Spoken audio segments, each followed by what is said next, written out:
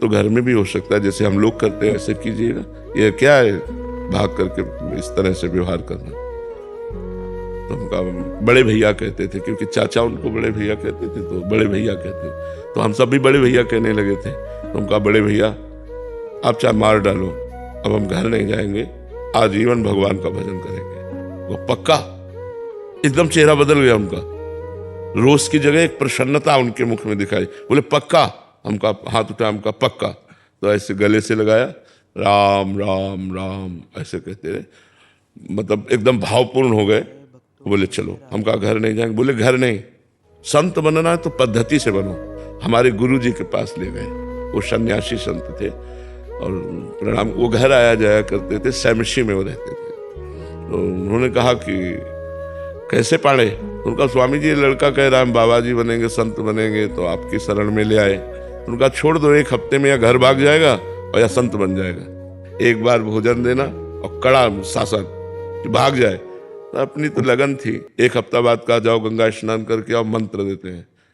मंत्र दिया, वो पहले दिन कहा बेटा सार बात साधना की तुम्हें बता रहा हूं, अंदर ही अंदर जो मंत्र दिया, नाम दिया है, ये निरंतर चलने का अभ्यास होना चाहिए। यही समस्त शास्त्रों का सार है।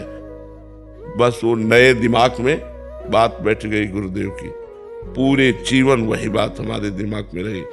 उसी बात को पुष्ट किया शास्त्रों ने, फिर भाई जी से हनुमान प्रसाद पोद्दार जी की वाणी ने उसी बात को पुष्ट किया। और उसी बात को जब यहाँ वृंदावन आए तो पूज्य महाराज जी ने उसी बात मोहर लग गई से, और पूरा जीवन इस बात का 13 से लेकर के 55-56 इतना लंबा सफर। तो उस बात से हर सवाल के उसमें कि अगर आपके अंदर ये नाम रूपी बल नहीं है तो कुछ नहीं, आपका जीवन कुछ नहीं, कुछ भी कर लो, कुछ उसका महत्व विशेष नहीं बने। नाम एक अंक है, सब साधन शून्य है। अंक हटा दो तो शून्य का क्या महत्व, और अंक रख दो फिर शून्य का महत्व 10 गुना बढ़ता चला जाएगा। 1 0 10, 1 0 और बढ़ाओ 100, 1 0 1000, 1 0 10,000 बढ़ता चला। 1 हटा दो 0 0 0 0 तो नाम अंक है और सब साधन सब कर्म शून्य है।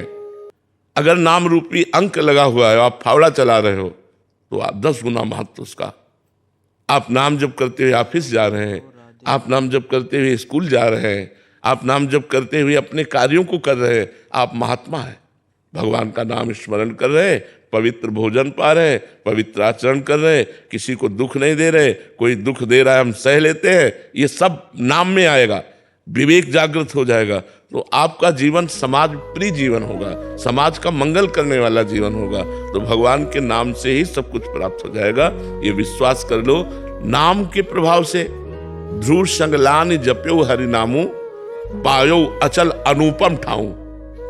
5 वर्ष के बालक ने देवर्षि नारद जी के उपदेश से जब नाम जप किया तो अटल पदवी प्राप्त की, ध्रुव पदवी, जिसकी सप्त ऋषि जन आज भी परिक्रमा करते हैं।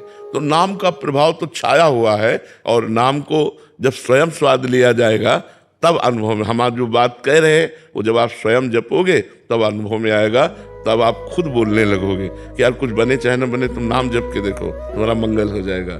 इसलिए हर प्रश्न के उत्तर में नाम, और सबका मंगल होगा। ये ऐसा नहीं है आपने एक बार राधा कहा तो यमराज के पूरे रजिस्टर में एक बार राधा लिख गया। अब जब हिसाब होगा तो खोपड़ी खराब हो कर देगा एक बार का राधा नाम। इसने पूरे जीवन पाप किया लेकिन एक बार राधा बोला, अब इसको क्या करें? नरक तो भेज नहीं सकते क्योंकि राधा बोला है, और एक राधा का फल, एक राधा नाम का फल, ये माया हो नहीं सकती।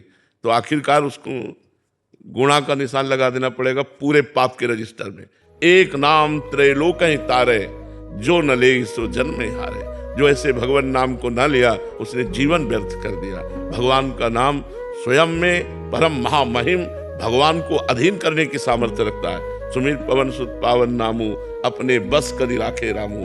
तो वही नाम भगवान का परम मंगल में गुरुदेव, संत, शास्त्र सबके द्वारा जब हृदय में प्रमाणित हो गया तो बात पक्की लगी। और हमारा हृदय खुद, क्योंकि इसी मार्ग में चल रहे हैं।